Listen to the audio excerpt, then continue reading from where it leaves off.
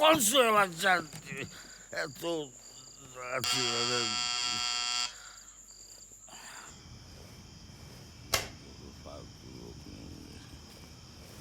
পাল্টাইছে কোন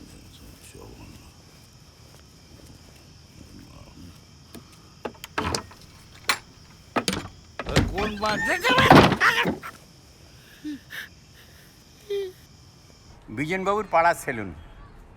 ৪৪ বছর ধরে বিজনবাবু এখানে চুল ছাঁটেন, বাবরি ছাঁট। কেউ জানে না কাল রাতে রেলের চাকায় বিজনবাবুর মুন্ডু ধর থেকে আলাদা হয়ে গেছে। তিনি স্কন্ধ কাটা ভূত, কিন্তু প্রিয় বাবরি ছাঁট তার মায়া ত্যাগ করবেন কী করে? তাই প্রিয় সেলুনে এসে বাইরে থেকে ফণিকে ডাকলেন।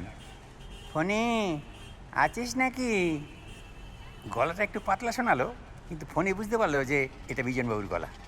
বলল, জাস্ট 10 মিনিট বাদে আসুন স্যার। তখন বাইরে থেকে বিজনবাবু বলল, নো প্রবলেম, এখন তো অনেক সুবিধা হয়ে গেছে বলে তিনি তার নিজের মুন্ডুটা হাতে ধরে দরজা ফাঁক করে ভেতরে ঢুকিয়ে দিলেন। এটা রেখে দে, তুই ছেটে রাখিস, আমি পরে এসে নিয়ে যাব। হ্যাঁ, দাঁড়াও, আলো জ্বালাবে না, আমার গা চিড়বিড় করে, অসুবিধা হয়। কথা না শুনলে ঘাড় মোটকে দেবো। সিস্টেমটা জানা আছে? আগে তো দেখিনি। ভূত দেখো নি? আমার বিরুদ্ধে যে শয়তানিটা করলে সেটা কি আমি বলবো না তুমি বলবে? তো তখন আপনি জীবিত ছিলেন। তাতে কি? এখন তো আর কিছু করার নেই।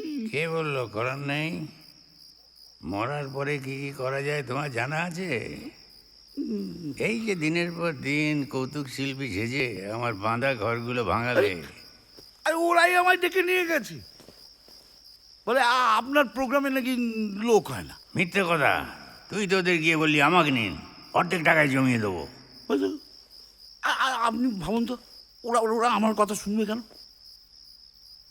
বলে আপনার চুটকি নাকি ওই পাবলিক খায় না। তাই তুমি কাঙালি ভোজন করাতে চলে গেলে। তা গিয়ে কি পেশাদ গেলালে?